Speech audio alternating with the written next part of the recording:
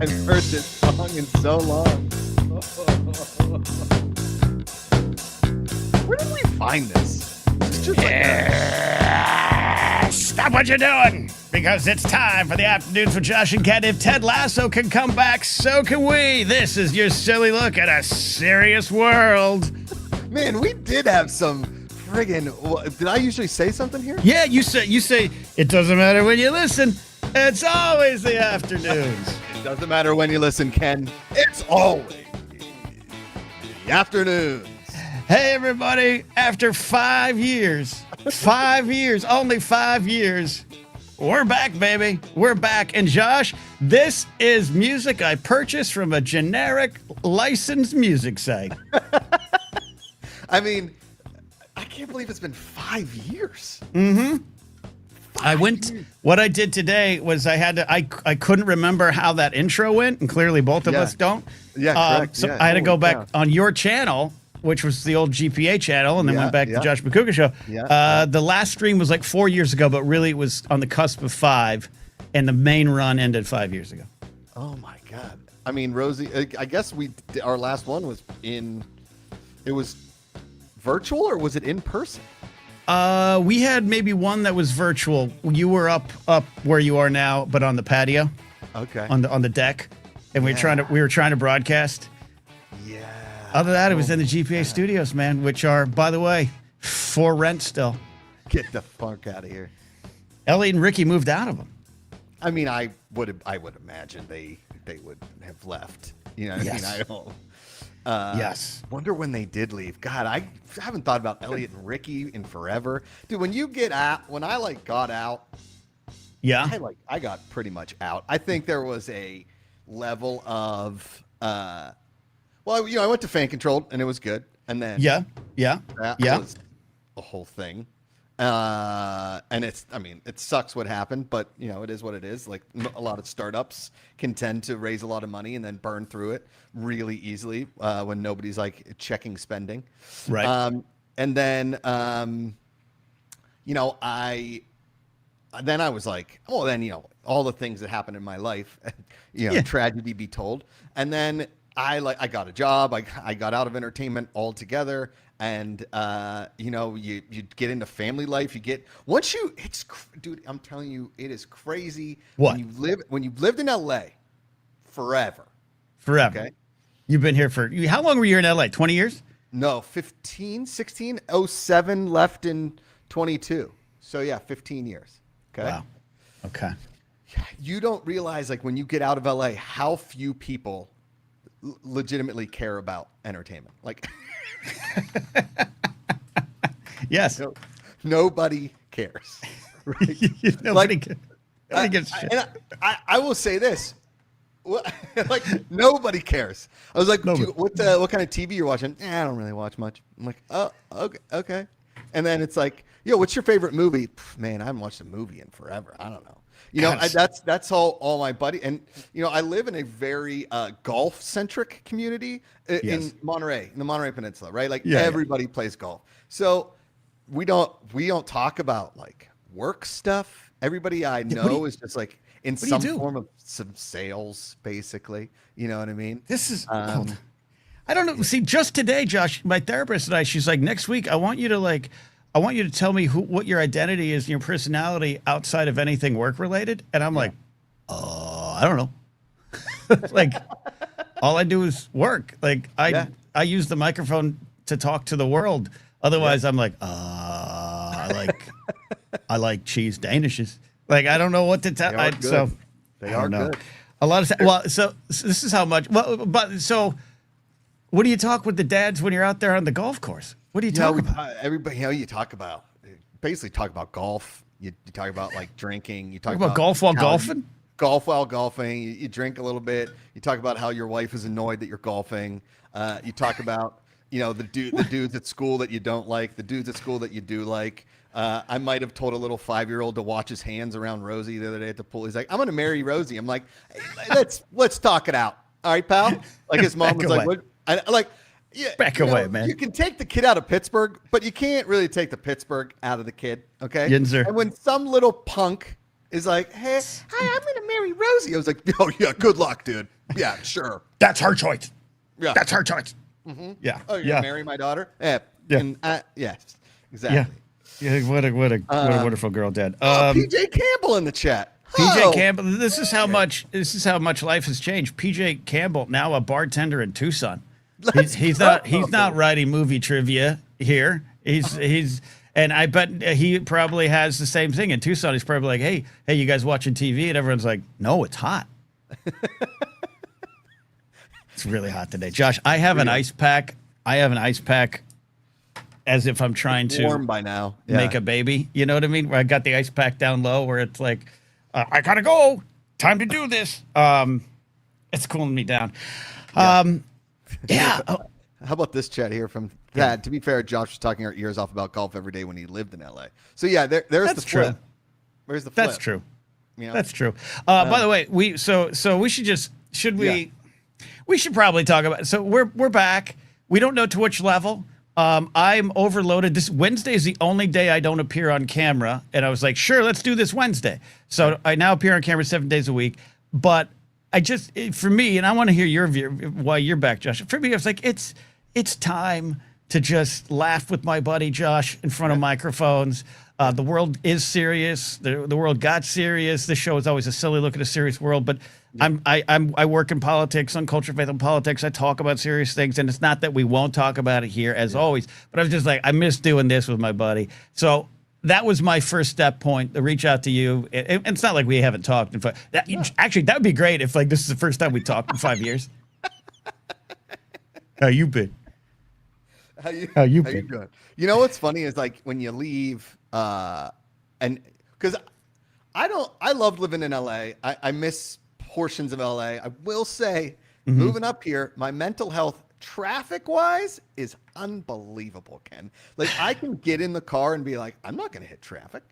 We don't really have that here. Like occasional we'll have it. Don't you miss it though? Don't you miss it just a little bit? When I'm home and I visit my hometown, Pismo Beach, California, luckily they've gotten more traffic. Luckily the town's got big enough. You know, you pass through it. Sure. And about 3 days in, if I'm there, I'm like, I got to sit behind an SUV. I've got to be upset at a red light. I gotta. So I don't know how you do it up there. So Josh, are you happy that you live near Carmel by the Sea, raising your kid with your wonderful wife? By the way, Mandy Oaks, she could show up anytime. This is still her territory too. Yep. Do you love that, or do you miss waking up in a gutter off Sunset Strip? Okay. I did. Okay. First of all, Amanda and I did have a come to Jesus moment about 2 months ago about me waking up in gutters. Okay. And I'm trying to be Are you still better. doing it? No, but there have been nights where, the dads get together and you get a little, Jojo the jumping circus clown. He gets excited, he has a couple beers, gets a couple shots, goes a little, I was recommended by the local, our local school board to be the volunteer, crossing guard, because I like a lot of energy in the morning. Yeah. I'm kind of into this idea a little bit, to be honest. Josh, wait, do you know this? A year and a half ago or so, when I lost my job writing for a YouTube channel and had no food money, now I have a little bit. I applied to be an official crossing guard for the city of Burbank. Oh boy! And I essentially got the job, and here it's through the city. I had to go interview with a police lieutenant, and I was pushed through, and they were like, it's going to take a while, and then it finally happened, but I couldn't do it. It was like, this took too long, so I turned it down. But I kind of dream about what could have been. I know. I want to become like when Rosie's like 35 and I'm still doing it. Like I'm just like, hey, do you know that sweet old man that's always dancing with? And he's like telling kids to move. You would be the viral TikTok crossing guard who's just like woo, woo, woo, woo, woo, woo, woo. And then he starts dropping puns. There's a couple of super chats I want to get to in a second. Yeah, but thank you. No, there's this woman at Rosie's school, and I got to tell you, Rosie's school is pre-K through third grade. Okay, now pre-K through third grade. So it's like kindergarten, but there's a year before, and the state of California provides free education to that age and up. which is Goddamn awesome. communists! These democratic socialists, I swear.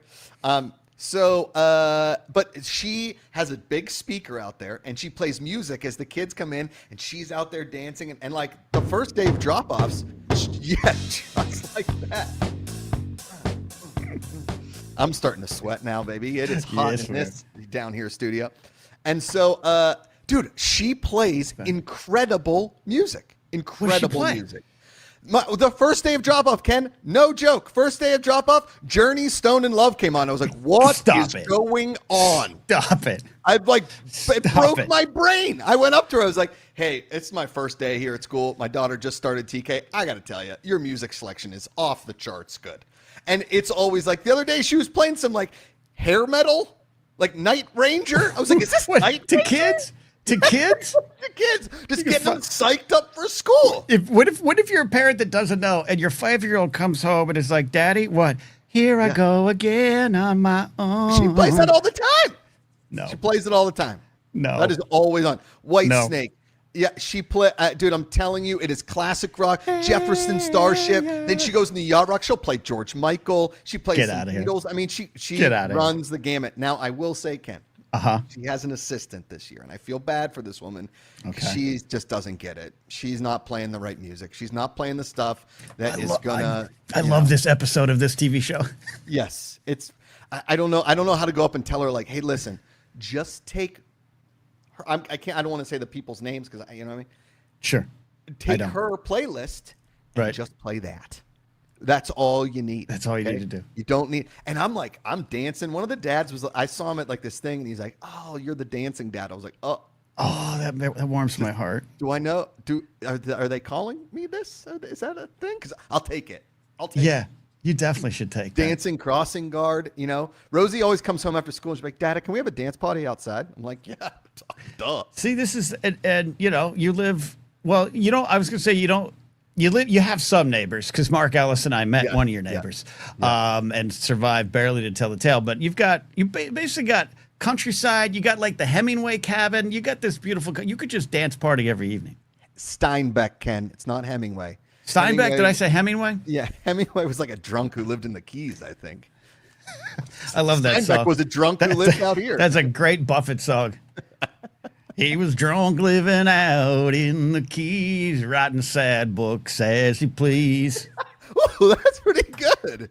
Put that on a T-shirt. Hey, there you go. By the way, catching up. We got some super chats. We'll catch up in a second here, but also someone pointed it in chat there. There it is. Epicure saying just here for the fake ad reads.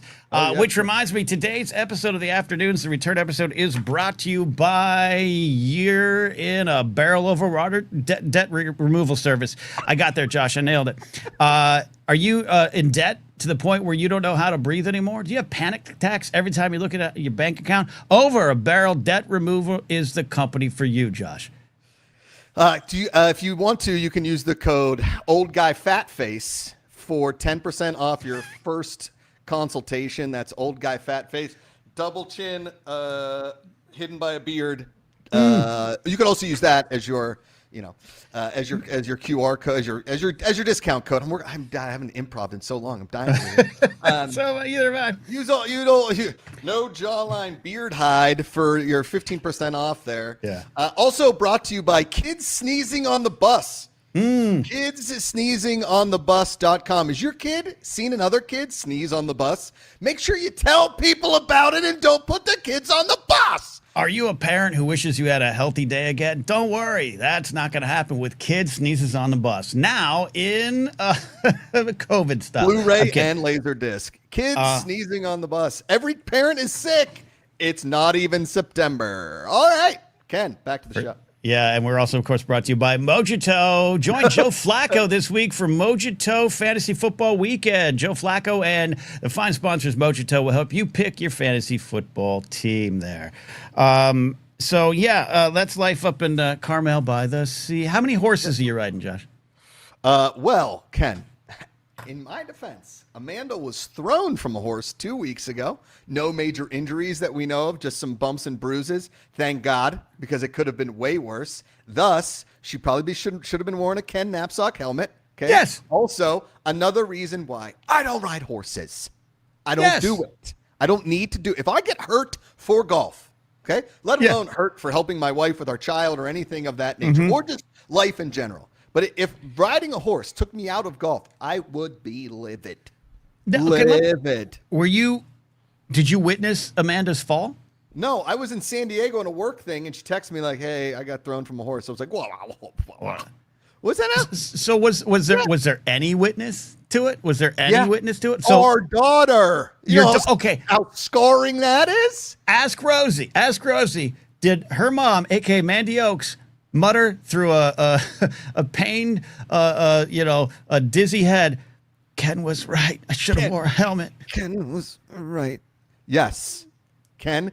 And then her mom was down here, witnessed the whole thing too. So it was Rosie, Lulu, and Amanda. And then Amanda stood up and she was kind of in shock and she fainted. What? So then Rosie runs up to the judge, right? Yeah. And she's like, she's all excited. And the judge can't really understand her because she's going a mile a minute. And all he got was like fell off a horse. So he takes off down to the brought to you by helmets. Who needs them? Apparently people on horses. And so he comes running down thinking that Lulu had fallen off the horse again because she'd already broken her shoulder. Okay. That's my mother-in-law. But Amanda had fallen off. Everything was fine. But like, boy, oh boy, Ken, were we doing she got bumps and bruises. She was all kinds of sore. It's a thing. Laser Bolt Bid says it best. Horses kill more people than sharks. Yeah. Yeah, but that's one of those stats that you ride a shark. You know why? Because not enough people, no one's riding sharks. The shark is best by default. Hey, what happened this week? I was riding a shark and the shark got me. Like that no one's doing that. Yeah. Hey, there's a lot of shark cowboys out there. Oh, that's a great idea for a Lifetime / sci-fi movie. Shark Cowboy. Shark Cowboy. He used to ride dolphins in a Honolulu hotel. Now he rides sharks. Yeah. Shark Cowboy. He's got a wetsuit, but the cowboy hat is made out of the wetsuit material. You know what I mean? I love that. Love that. We also got a question from PJ Campbell. How many weeks are you having a beer with Clint Eastwood? All we want to know. So you live nearby. You don't live in Carmel by the Sea, but no, we live about 25 minutes inland from Carmel by the Sea. We live where it's sunny and not foggy and cold. It's more sunny and tepid, if you will. Today is very hot, but it's been actually very mild all summer long, which is nice. We usually get really hot like September, October for a couple weeks. Yeah. We'll get that like Indian summer. We did get some. Do we describe it like that anymore? How do we describe that now? What's that? That kind of summer? What do we? Sorry. Indigenous summer. I'm just wondering. It's still a thing. It's still a thing. Yeah. I hadn't thought about that. That's a great pickup. That's why I'm here, Josh. That's why I'm next here. to the people that greenlit the good commercial. Yes. So yeah. Anyways. Yes. We don't, but we live out. I mean, we can get to the ocean relatively quick. That's all fine. But what were we talking about? What? Have you seen Clint Eastwood? Oh, Clint Eastwood. So I've only met Clint once, and it was just a lot of. But his son Scott and I are buddies. Obviously, he took me golfing, and he shanked one directly into my butt. That's a longer story that I can tell later. I mean, it was like that scene in Forrest Gump when he gets shot running out of the jungle holding Bubba, like something bit me. That was exactly what it felt like getting like a golf ball shanked a 10-yard bullet directly into my left butt cheek. Rosie thought it was the funniest story of all time. That's my favorite category on YouPorn.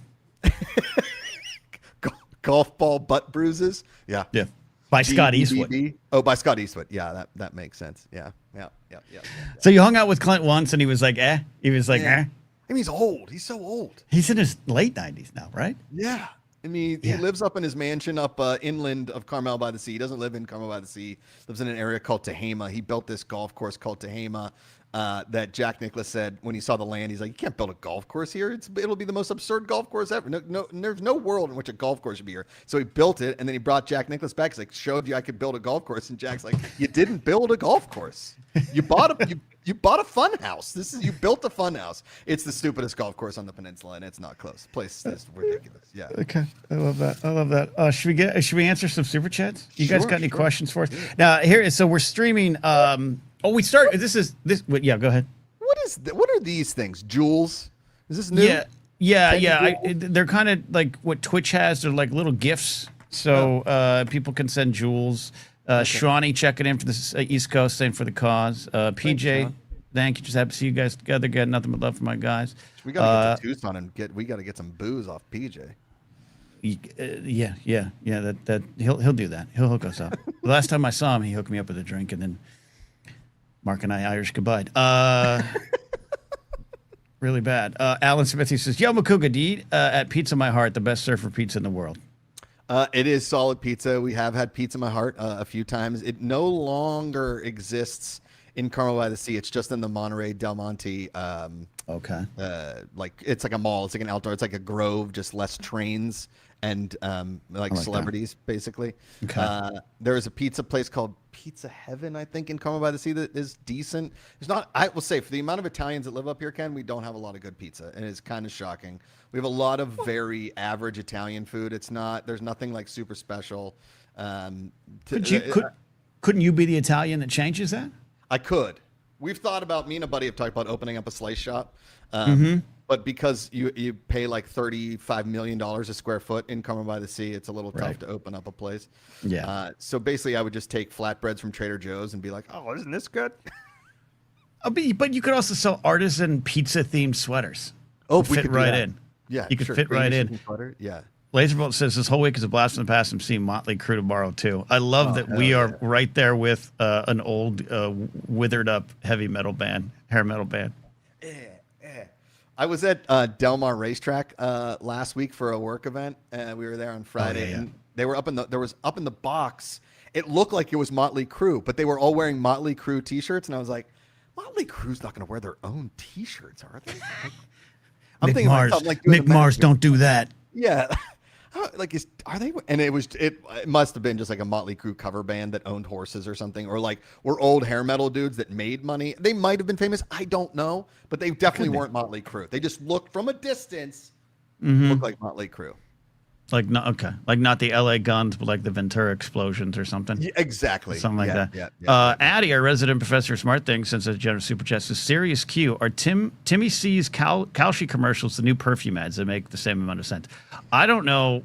I know what Kalshi is. I don't know. Yeah. Do you know these ads? So Tim Chalamet, Bryson DeChambeau, a bunch of these guys have these Kalshi ads. They are extremely annoying. I don't like them. I know what Kalshi is, and I got to be honest with you. I'm not betting on war stuff. I don't want to bet on like. That's the biggest step of growth I've ever seen you change or take. I love that, Josh. I think I got to draw the line somewhere. Like I would much rather bet on like how many hamburgers we could have or cheeseburgers we could have at Buffalo Wild Wings or In-N-Out or something. 7. Like, how long it takes for your actual server at Buffalo Wild Wings to show up at your table after you sat down. We could take the over/under on something like that. Yeah. But, as far as supporting some sort of gambling thing that also is like the amount of times the president's going to get one over on us, I'm not into that idea. Not into it. Like when they're going to open up the Strait of Hormuz, like I don't want to bet on that. Those people's lives. Yeah. Well, this is great growth from you because I know you're a gambling addict. And so I'm glad to see that you've taken this step, Josh. Ken, Ken. Josh. I limited myself this year to only 2 fantasy football leagues. Now I've signed up for 4, but listen, that means that I'm getting somewhere. Last year I had 7. That was far too many. I wasn't paying attention to some of them. Whatever. This year I'm in a serious one, I'm in a family one, and I'm in a friend's one that's like with my nephew and stuff like that. So it's like not a lot of this, not a lot of that. Hold on. Let's not also say that the family one you're in isn't as serious as the serious one. Yeah, well that's true too. There's is Uncle Carmine in that one? Oh yeah, bud. Oh yeah. Okay. Yeah. We have one over on the Blathering in the Discord. We have 2 this year. We had so many teams last year that it was like we had 16 teams in one league and like it was done. If one of your players went down, you had no backups. There's no way. 16 is so many people. I had Jaden Daniels, and when he got hurt, I was like, is Bernie Kosar available? Like that's all that was left. But I'll be in it.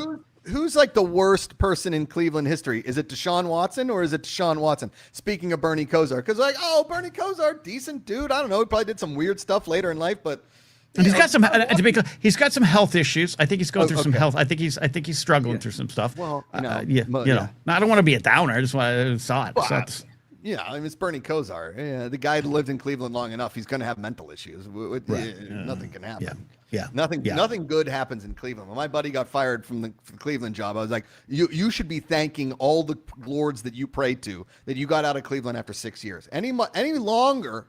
Where did he get? He's not the head coach anymore? No, he's in Atlanta. I mean, he's now the head coach for the Falcons. Oh, that's right. And he's got my Tua guy. Well, yeah, not mine anymore. He's got 2 left-handed quarterbacks, which means he's got no quarterbacks. It's a whole thing. Ouch. Steve Young says, ouch, babe. Yeah. Jeff Garcia. Wait, was Jeff Garcia left-handed? No, he's right. He was right-handed. Right.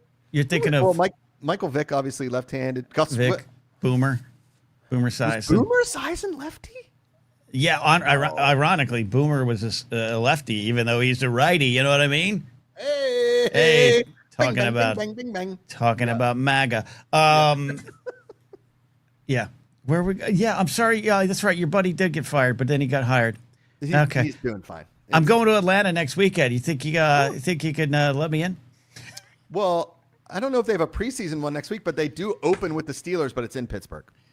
And I said to him, when I saw the schedule come out, I was like, listen, I've had to deal with you for 6 years. My friend that I had oh, crap, the Browns lost. Like, I had to act like I cared.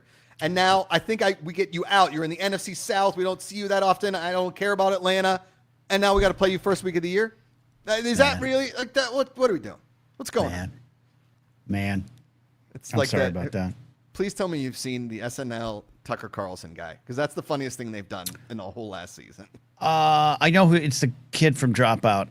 I have this weird block against Dropout clips, but yes, he did a good Tucker. What are you doing? What are we doing? What's going on? That's what I keep. That's what when. Oh, when I thought we were yelling at me. No. That's what happened when Amanda got thrown from the horse. I just wanted to be like, what are we doing? What's going on? Like, stop riding the horses. Okay. Yeah. We need to take this whole piece of land we have up here and build a turf golf course that is 9 holes and invite people up here and make money off of it. Okay. That's what we need to do. You're like, take this beautiful unprotected land and turn it into a golf course. No, it's just little turf greens and little turf mats. Everything else gets to be California native. Like a not a putt like a mini golf, but like Valencia up in Valencia they had it was called the Nines or something like that. It was like mini greens. It was like mini putting greens. It was like that one by the airport, right? In Van Nuys? Are you talking about that one? No, I said up in Valencia. Oh, Valencia. Oh, no, you're thinking of you're thinking of the Van Nuys golf course. I'm talking about it was like mini golf, but for adults, so to speak, which was little. Let's be honest, a little boring. Because so you took your pants off. Yeah. Yeah. Yes, that's what I did. That's what I did. Took my pants off. Jonathan Peck asks, what is your fantasy football team names? P.S. Hope you do well this year. Last year, Josh, I had no wins. I had 1 win, I think. You had 1 win in your own league? Because I'll tell you what happened last year. I haven't done fantasy football in like 10 or 15 years, right?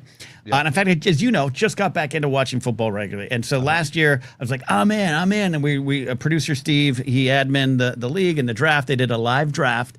But I was in Las Vegas with, have you heard of this guy? Mark Ellis. Oh, big. And we were I was in my hotel room getting ready. And we were getting ready to go meet Randall Cunningham, Dre Schrader, Rich Gannon, and Ed Too Tall Jones. Right, Mark was out for that event at Raider Stadium. Oh, right. And so we're walking, and I'm drafting on my phone, and so I have like the 5th pick or whatever it is, and I'm like, I got this one, Mark. I draft Jaden Daniels, and everyone later on tells me they're like, we don't draft quarterbacks anymore in fantasy football. You draft running backs. That's all you draft. You pick your quarterback up in the 5th round, and I was like, pish posh. Oh, so you did a 1st round Jaden Daniels? Yeah. Oh. Yeah, and then I didn't, and then I thought I was, I don't like to punt stats, Josh. I don't like to punt categories. So with my 5th round pick, I took the Eagles defense. I didn't win a game, Josh, till like week 15. Yeah, I don't know my brother, who was a diehard fantasy football guy, put together spreadsheets and had his own, I think he would call scouting department. He was good. He was very good at fantasy football. He'd have your throat. He'd be like, Ken, I need to sit you down. We're going to need to hire a consultant. When did this change? Bob, when did this change? You got to know the point. You got to take running back, wide receiver, possible tight end, depending on where do you think the offense goes. All of the points are scored by your wide receivers and your running backs, and it's hard to replace those people. So you got to take those position players up top. Okay, Trust you really me. got to pad, because then once you see quarterbacks starting going off the board, you got to watch trends, Ken. Okay, it's like Kalshi, just way less offensive and way less opportunity to make money shadily. Okay, I don't understand any of this. And so you need to watch trends. Okay. So like, let's just say it's a third or fourth round. All of a sudden, a top quarterback goes off the board. Now people start getting sheepish. They get a little excited. They don't know what they're doing. That's when you got to start looking at quarterbacks. Because if quarterbacks start going off the board, you don't want that middle to late tier quarterback. You need somebody that's going to hit wide receivers. And when you're drafting running backs and wide receivers, you got to look at people that are getting the balls from quality quarterbacks and quality teams. Like, I don't even look at the Raiders until the 8th or 9th round, if that, right? Right. I don't look at crappy teams. I look at guys. I would rather take a guy that might be a second string wide receiver on a good team than a great wide receiver on a crappy team, because we have no idea if they're going to score points. We have no idea. Okay. I think I'm going to be screwed again this year. Who should I take? Who should I take first? Well, everybody's saying the thing like, Jimmy or Gibbs is going to be the number 1 overall, but every time your first round pick, you were just praying to God that they stay healthy for like as long as they can. Yeah, and spoiler, Jaden Daniels didn't stay healthy either. Correct. Yeah, didn't stay healthy. I mean, the whole thing, fantasy football is very luck and talent driven, but you have to have so much luck with injuries that fantasy football can be absolutely maddening. No pun intended. I don't know if that was a pun. You're talking about John Madden. Well, John Madden. Yeah. Okay. Just threw it in there. You got to plug the a-hole. Okay. But here's the thing, Ken, is people are going to expect some names from me as far as, Mr. Pun, the Punderdom, got it all, right? I do like to really rack my brain, and usually the puns are around Pittsburgh Steelers, right? So Louis Flaming Lips, right? Right. Something of that nature, okay? And these puns are just Chris Bermanisms. Yeah, but both. You could do it. Hey, like Leather, you're with me. Yeah. Did you happen? We got to talk about this. Did you happen to see the bottom half of Chris Berman last week? Oh my God, Josh! What's going on with the bottom half of Chris Berman? What's going on with the bottom half of Chris Berman? Has anyone seen this? What? This is like from 3 weeks ago. He's older. He's top hit. Look at me. I tried to put on our afternoons NBA Jam shirt, Josh. Yeah. I don't fit in it anymore. Okay. It's a little tight. It's a little tight. I'm not casting stones. But Berman has this bulky kind of. He was a big boy. He's like 6'4", right? He's a tall dude. Mm-hmm. He's got sticks for legs, and his pants, his jeans.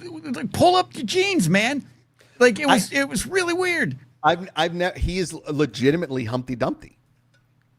He's an egg with no leg. Like okay, what does he look? I just want to know, what was the evolution of that look?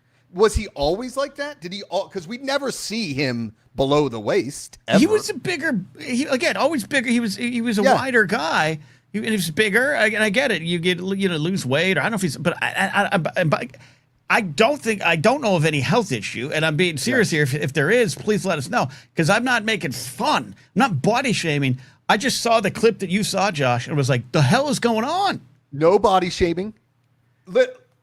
I want to know, what is the biological breakdown? What is an anatomical breakdown of that body? Has it always been like that? Is he the only guy to take a GLP-1 where it only takes weight from one half of his body?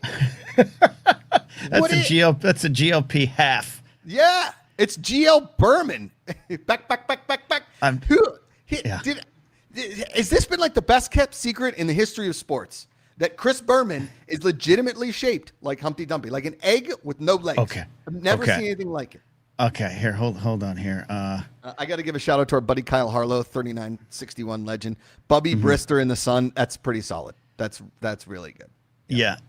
Okay, hold on. How about Mike Tom Zach. Oh. You ought to know by now. I mean, that's a long one, but you got it. Yeah, I can't. You know what, Josh? I can't share my screen anymore because I'm using Firefox.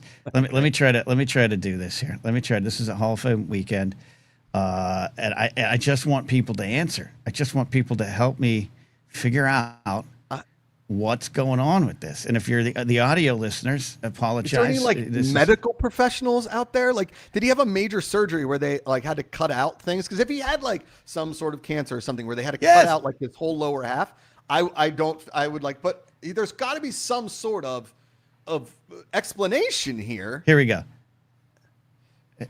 There we go. What's going on there?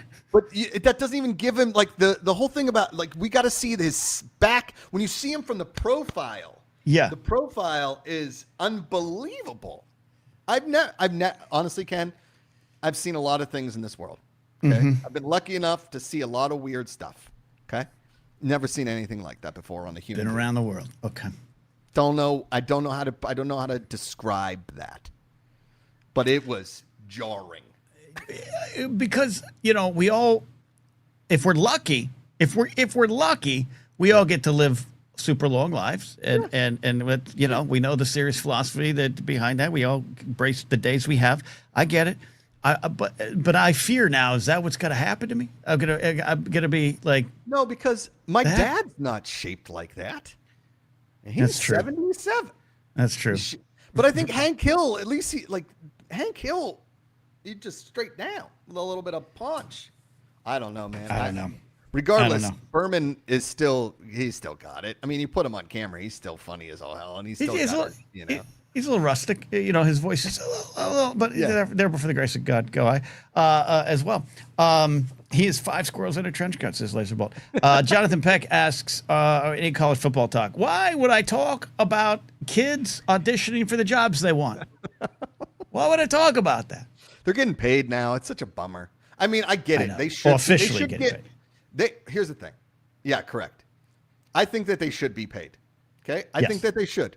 But really what messed it all up is the fact that, and this is coming from a dude that at Penn State, we have a huge NIL. We're going to pay for a ton of kids. We're going to have next season, we have the biggest stadium in college football, mostly probably paid for by the cocaine trafficking at that fraternity. Did you see those headlines? Yeah, saw that. Yeah, I saw that. Pretty funny. They called the one guy Pablo Pledge Cabar because he was making pledges that bundle the cocaine.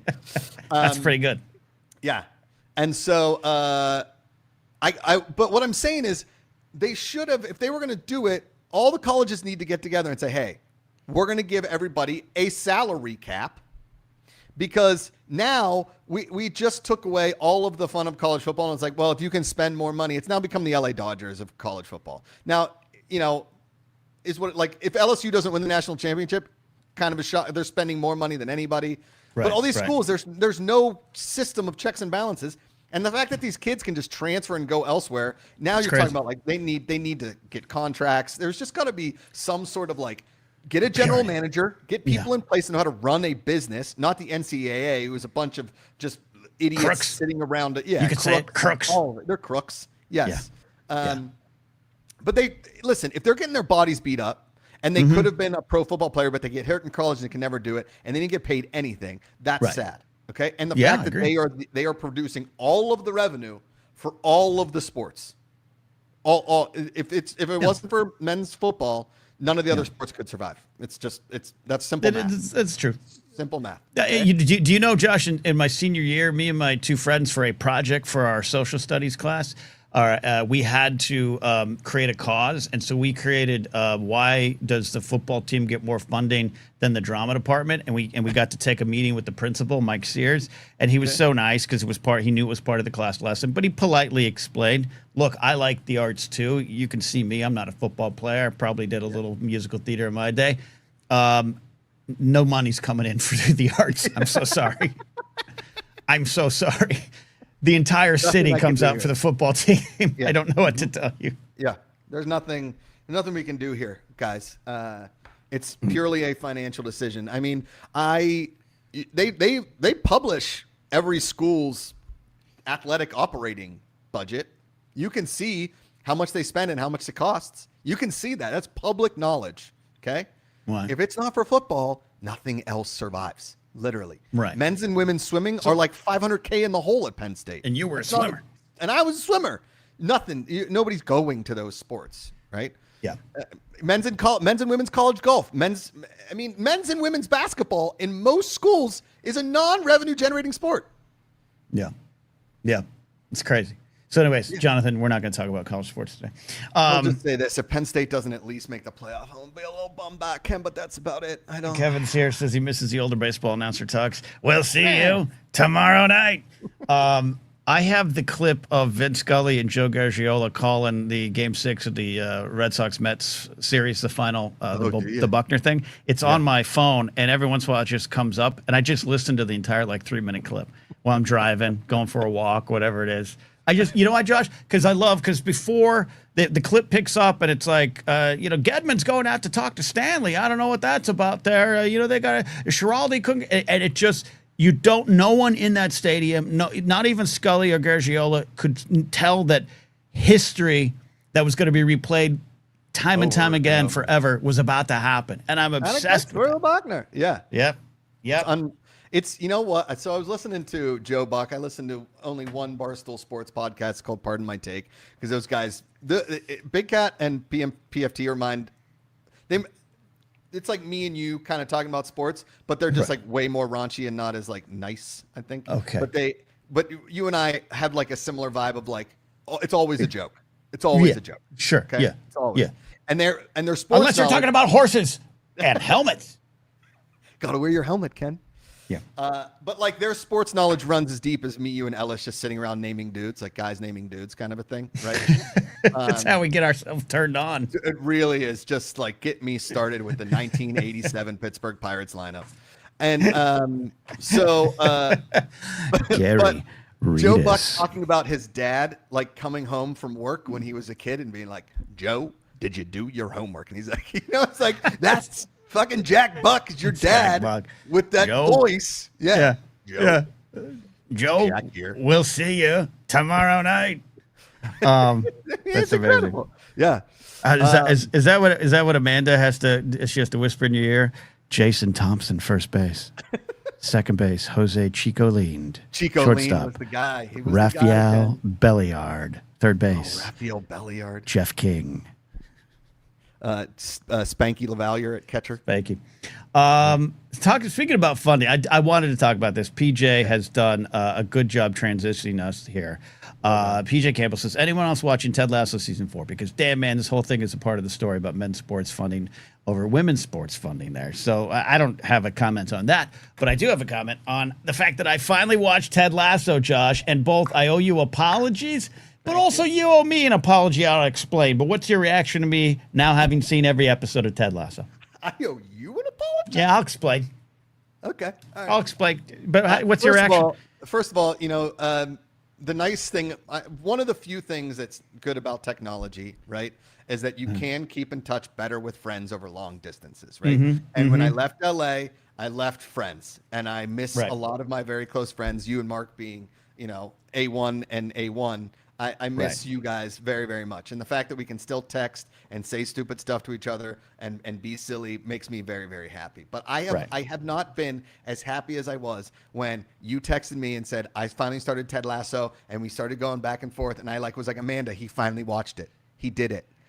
Ken watched it. He wouldn't listen to us. This is like when I recommend a show to Amanda, and I'm like, I think this show was really great. And she's like, I don't know. It seems like a lot. And then her sister will come in and say, you need to watch this show. And she's like, have you started watching so? And I was like, yeah, I recommended it to you 2 months ago. Okay. Yeah. I've already watched it. It's done. It's great. Yeah. Go on. Yeah. But yes. Yeah. So first of all, some people are just naming baseball names in chat. That's why we do this show. Oh, Mike Bilecki, Doug Drabeck, Tim Drummond, Mike Dunn, Logan Easley, Brian Fisher, who pitched for the Yankees, Miguel Garcia, Brett Gideon, Jim Gott, Dave Johnson, Barry Jones, middle relief pitcher also for the White Sox, Bob Kipper. But then Eddie Haskell, checking in from New York, puts up one of the great baseball names of all time, Rusty Kuntz. And I just happen to have a Rusty Kuntz card right here.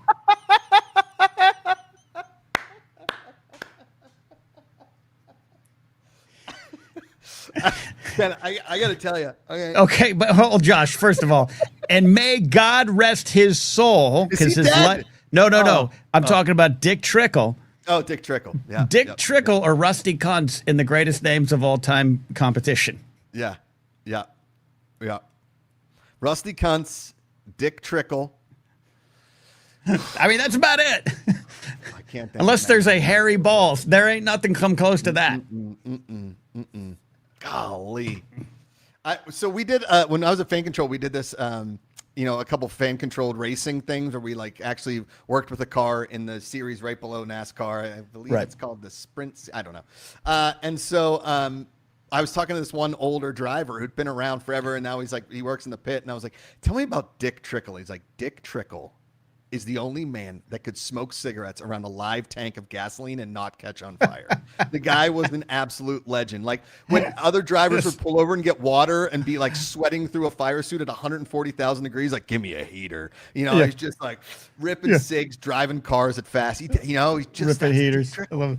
And yeah, no, Haskell's right. I know his name is Coots, but that's not as fun as Rusty Kuntz. Okay. And by the way, it's nowhere near as fun. Yeah. You look at that name, no one's going to come up with Kuntz. No. No one's coming up with Kuntz at that point. There's no The only way umlaut. it's going to do that is if you put the two dots over it. The umlaut. It's called umlauts. Okay. Umlaut. Rusty Kuntz. You know what, Josh? You know what we need? And we're going to talk about Ted Lasso. We know what we need. We absolutely need some Bamsamums. That's what we need, some Bamsamums. Oh, what I wasn't due for some Bamsamums. You know what I mean?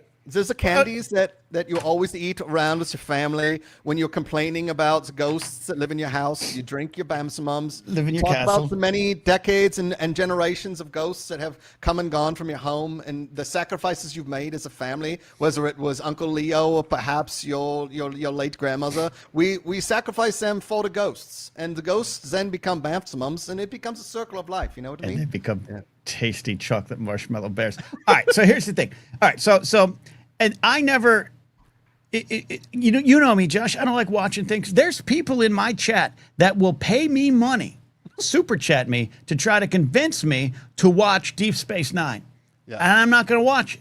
No, I'm good. Okay, I'm not going to watch it. I just, you can't get me to watch things, and the harder you try, the more I'm just going to be like, eh. So Lasso drops.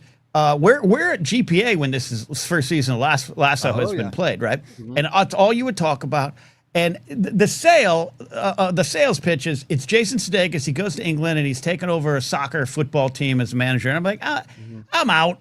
I don't like soccer as a sport. And you're like, but it's not about the soccer. It's not about okay. Not a huge Sudeikis. I'm not a hater. I like him. I'm not a huge fan. I don't. It's not Will Forte. If you'd said Will Forte, I would have been there. Sure. And then you're like, but it's a real positive show. And I got to admit, Josh, that was underselling it. You're undersold it as a positive show. And at the time, there's a lot of shit going on in the world. I was in a very dark place, and I didn't want positive. I wanted to deal with the dark and gritty of the world.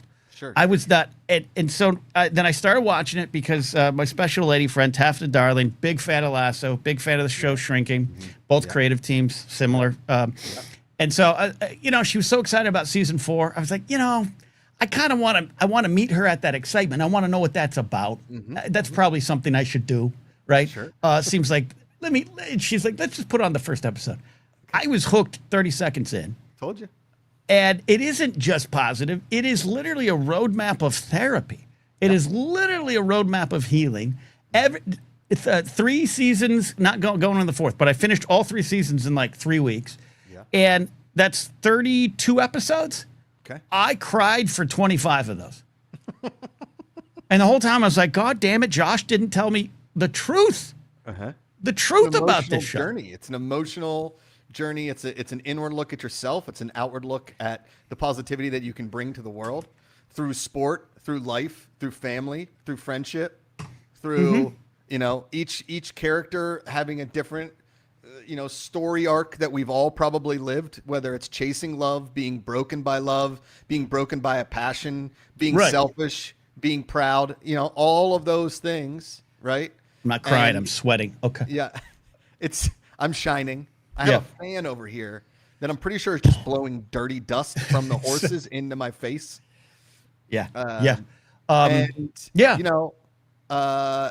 It got me through. Listen, man, last 2 years, Ben died 2 years ago on August 10th. Right. So it's been a little over 2 years. If you think that, I don't think about it every day a lot. Right. I tried. Right. I really tried, but there's just certain things every day that just remind me. Right. Right. And so shows like that, things that take my mind off things, but also things that remind me that everybody goes through tragedy. Everybody goes through sadness.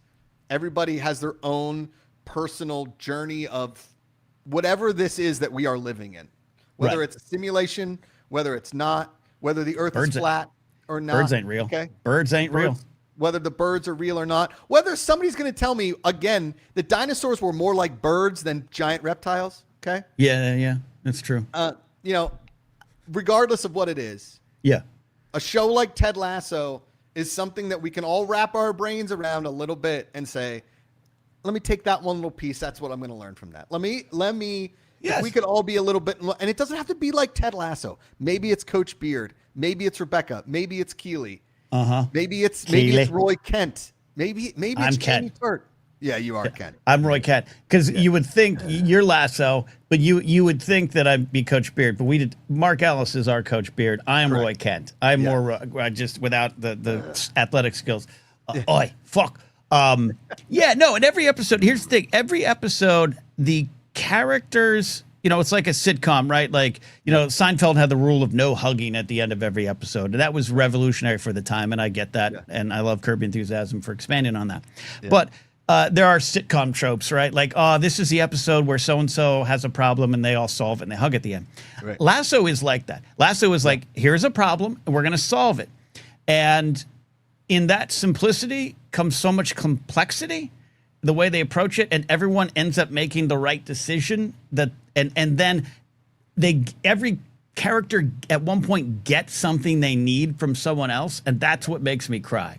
Yes. When we as humans get what we need from someone else, that's when the emotions can connect. And I think that's what the show did. I was like, God damn, Josh did not explain this at all. He just said it's positive. Can I ask you a question? And you can be honest. Yeah. Did you reach out and want to do this show again because you watched Ted Lasso? No, I needed money. But two, I was excited to. I now know. Now I get it. See, yeah. And I started watching Shrinking. I just finished season 2 of Shrinking. I really like it. Lasso speaks to me a little bit more, but I really love Shrinking, and I'm catching up on that too. So Shrinking's great. Very different vibe, but different vibe. Very human slice of life. Kind of a show about everything and also nothing, right? Here, one thing I don't love about Shrinking, and I do really like that show. I think it's a top tier television program. I think it's the first time I've honestly ever liked Jason, Segel? Since Freaks and Geeks. Okay. And I actually really liked him in Forgetting Sarah Marshall. But everything else, kind of like he's hit or miss for me. Right. Is it makes me not like therapists that much. You know what's funny? I had therapy today, and I have, since last week's therapy session, have in just a week, basically watched 2 seasons of Shrinking.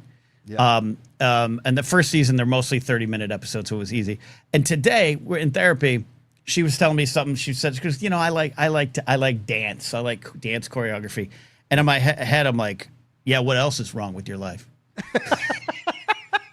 It was the first time I was like, she probably gets off this session and is really upset at her ex-husband or something like that. And yes, so I know what you mean.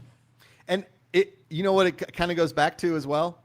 2 famous, very, very famous shows that deal with therapy. The other one being The Sopranos. And when the therapist, Dr. Melfi, goes to see a therapist, I was like, what's your fucking point? What's your deal? I get it. You have to listen to people all day long, so you need to have somebody to tell somebody, and that person has to have somebody to tell, and then it becomes this crazy circle. Not saying it's right or wrong, Ken. I'm not saying it's right or wrong. I'm saying that, is that how this works? It was a total, lift the sheet over the head, whoa, they see therapists too? Oh, yeah, they're human beings too, Josh. Yeah. Human beings too. I agree with PJ. Outside of Dial of Destiny, of course, his best day performance yet. I love Harrison in Dial of Destiny. I love Dial of Destiny. You know what? I never saw Dial of Destiny. I've been waiting for it to pop because I love Indiana Jones, but I never saw it pop up on streaming. It's on Disney Plus. Yeah, it's on Disney Plus. Watch it. Oh, God, it's Indiana Jones versus the one thing he can't defeat, time. Yeah. It is a story about legacy and who's to tell the stories if we're gone. Right. It's very powerful. It's very good. And there's some people that we used to work with, Josh, that are dumb in the head And so when they see a movie, they don't understand it, and they go on their shows and go, it was bad. Yeah. And it poisons everyone's take of this fun piece of art. You know what, Ken, is I've said it for a long time, obviously, like, choose positivity, love. And I've lived by this mantra since Ben passed, and we talked about it, right? As he was dying, is just like, love your people, right? It doesn't matter who your people are, right? The people in your life, the people that you surround yourself with, the people that you bring in, the people that you meet, like, always have that feeling of love. Like, if they wanted, I want people to know when I'm in a room, or if I've met you before, that, like, I brought some love into whatever it was, whether it was a quick conversation or a laugh or whatever. Love your people, right? I'm done hating on things, right? I can tell you right now, this season of Reacher is not my favorite, but you know what? It's still kind of badass. Okay? Yes. Am I confused by the show Lioness? Do I know what's going on? A lot of times, no. And boy, do I really want to beat up a bunch of these Russian kidnappers. Is it my favorite season? Yeah, I'll put the volume up. Is it still low? Yeah, Sorry. you're real. Yeah, we thought we had it up, but you're low. And I'm also probably a little loud because I have a issue with this board. I'm into this pressing computer. all my things together, and is it that bad? Should be better. The whole episode? Should be better. Do I have to press anything on this old road here, Ken? You have the old road. I have the new one, which died today, and then I brought it back to life. Whoa, look at you, old Lazarus McGee. Yeah, I agree. And some people, Mike Joyce doesn't like Dial of Destiny. It's not horrible. It's not horrible! It's fucking the best Indiana Jones movie! God damn it! Is it really? It's so deep. It's so philosophically deep. It's so fucking good. It's so fucking good. You're the first person to tell me this, and that's why I needed this day. No, it's so good. Go watch Dial of Destiny. Everyone engage with art. Stop watching things like it's movie fights. Stop it. I love you, Mike, by the way. I got asked to come on movie fights, and I was like, I don't live in LA. Will you guys fly me down? It's like, nope. And I was like, great. Nope. I got to do TV fights again. That was fun. I really do like arguing. I get so exhausted by losing those stupid games. I get so exhausted. I went on, and I have changed a lot over the last years. I can't take it anymore. And I'm joking with Mike here. I'm having fun. But, like, they brought me in for the Star Wars one. And I don't know how to say this. I'm the smartest person in the room when it comes to Star Wars. Yeah. But everyone in that room treats me like I'm crazy. Yeah. Because I'm like, yeah, no, here's what the art says. Here's what it's about. But everyone is just so stuck in this, like, barroom debate. They cannot tell you what these movies are about. They do not understand themes. And I'm over here talking about it, and literally everyone, crew included, when the episode ended, we're just like, what's wrong with that guy? Because I'm over here going, yeah, no, Jar Jar Binks is actually a really fucking important character who is a great lesson about the least of us has a place in the story. And it's also what inspired many kids, because I'm friends with people in their 30s who were inspired to become teachers or scientists because of Jar Jar Binks. So you don't get to call it a shitty character because you don't understand it. And everyone's just like, but you should have said he sucked. Just I don't need that energy either. Yeah. You know what I mean? Ken, does it sound better now that my mic's like more towards my mouth? I think so. Because I had it just straight up, and maybe that's the problem. Let me go like this. Straight up now, tell me, do you want to love me forever? Poor Abdul, she had it going on, didn't she? Back that's she's a cold-hearted snake. That song was like a sexual awakening for Josh McCouga. That music video for you. Holy for cow. You, it's this classic afternoons talk. But like, boy. I used to race home from junior high on the bus. I couldn't get the bus to drive faster. Yeah. I had like a 20-minute window between getting home and my mom coming home, and I'd flip on MTV.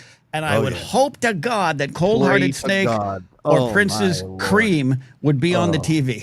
Or what about Billy Idol's In the Midnight Hour, Rebel Yell? In the Midnight Hour. Or no, when she's like dancing on that bed. Is that the one? I know that one I don't remember as much. I just Prince's Cream and Cold-Hearted. I think it's just Cold-Hearted, right? But Cold-Hearted Snake. It's all those dancers in like silhouettes on like scaffolding. Good God Almighty. Anyways, Lord. All right, so back to Lasso.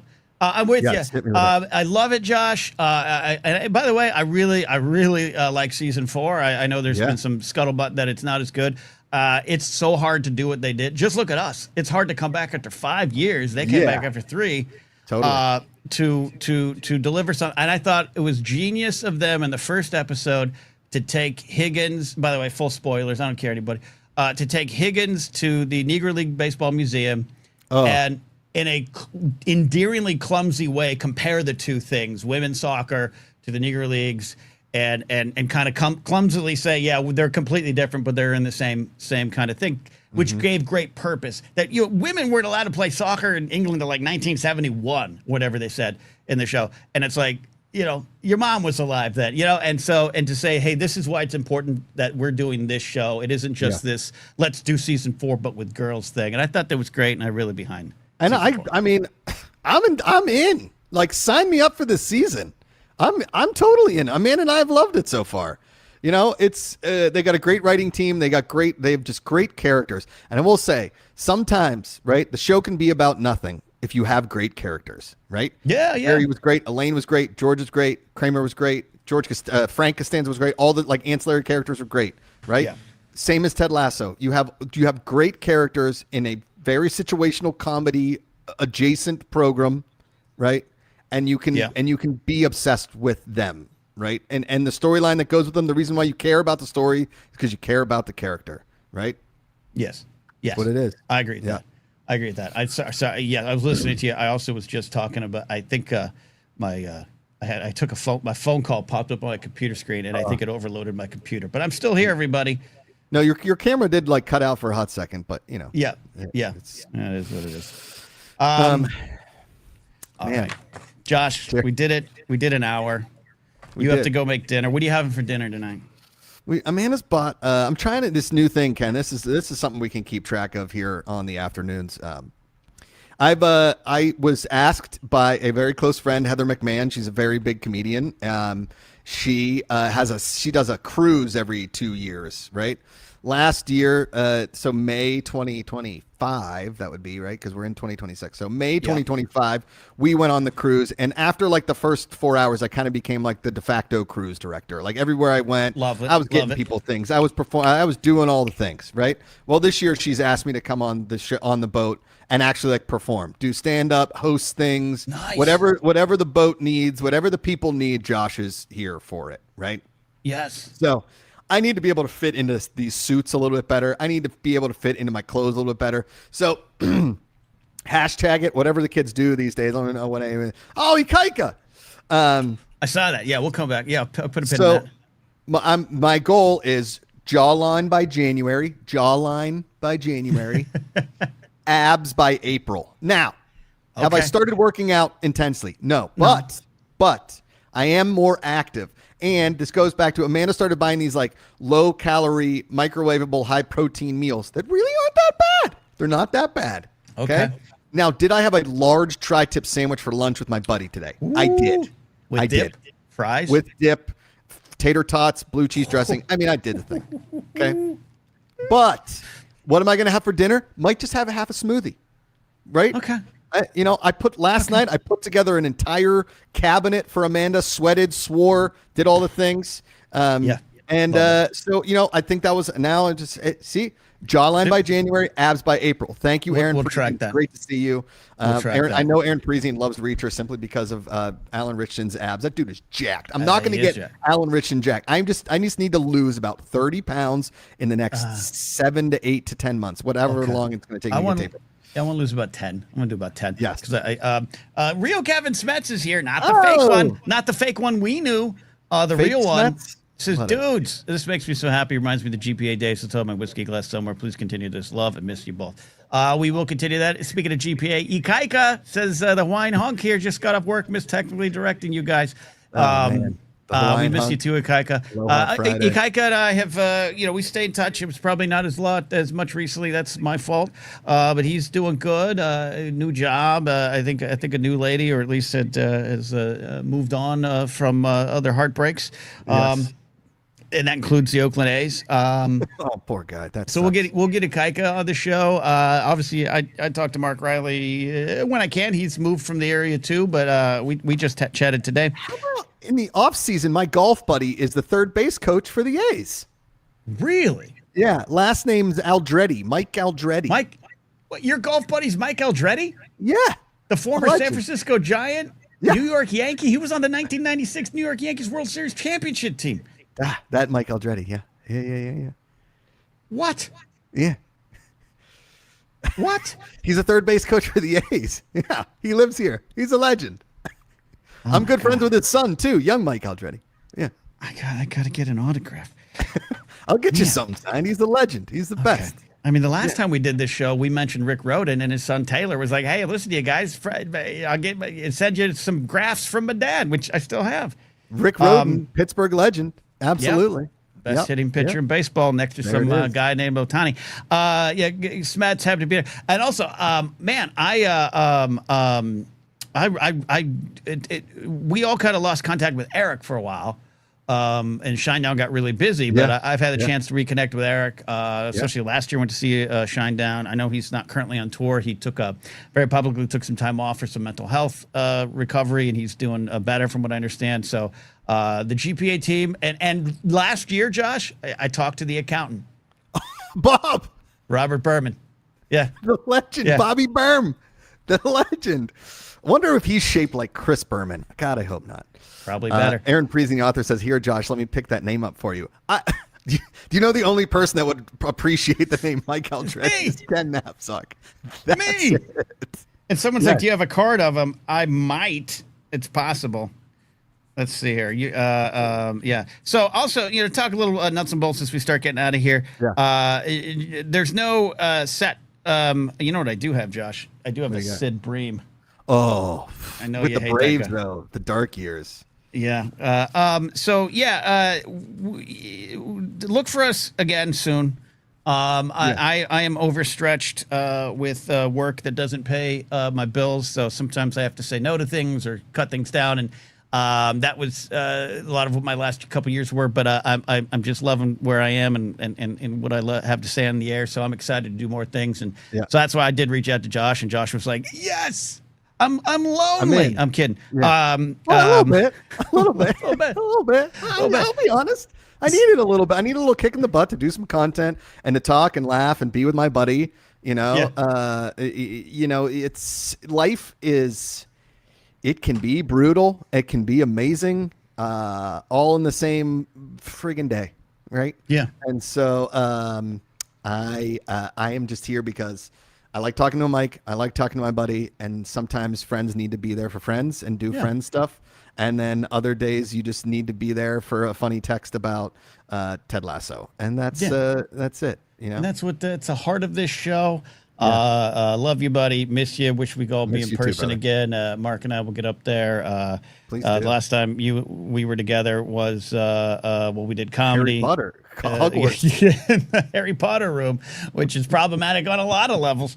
But yeah, so we'll be back. We'll be doing this again. I can't commit to like every other week or weekly something right now, folks. So just bear with me. And Josh also works a goddamn job and goes to. I didn't even get a chance to ask you about work conferences. I'm obsessed with those. Hilarious. So we can talk about that. But most importantly, it was just good to be back, and we are going to be here and have some fun. We're watching on both channels, so no matter where you watch it, subscribe to that person's channel. Josh and I, we're going to co-stream here to help keep both of our channels growing and active. So if you're on Josh's channel, I haven't gone away, still here. I have many things I do, but check out the Blathering Live. We go live Mondays and Thursdays. And then this weekend, we're unveiling our football sports show. So that's going to be good. And then here, the afternoons and many other things I do. And then, Josh, you are going to fire up the cameras and do some more stuff on your channel, yeah? Yeah. I'm going to try and, if I can't release a video a day, something short, I don't know what it's going to be. I've honestly wanted to do like a weekly quiz thing where I just put up an actual like quiz for your children that are in school and just like make it fifth grade trivia or sports trivia or something like that. Not tell you the answers and let you comment the answers in the thing and don't Google them and see if people can get them all right. When Rosie was little or when we're watching TV, I'm always looking for like some sort of kid trivia show that is funny and quick, and it doesn't exist, especially not on YouTube. Kids is a bastion of awful. It's just like weird people drawing things, and so I want to do something like that, and then some sports stuff, some TV stuff, some life stuff, some grief stuff, some golf stuff, whatever it is. I'm gonna do that. So yeah. Josh, I know your life goal was Jeopardy, and that maybe didn't work out. Your life goal might be Kid pretty. That might be it. Kid pretty. You're onto something. You're onto something, Josh. Thanks, man. Thanks, buddy. A lot of fun to do this again. Love you all. Realize I don't have an afternoon's end card, so it's going to be my own. That's it. We'll see you. And as always, no matter when you listen, Josh, it's always the afternoon. Bye, Fred. Bye, buddy.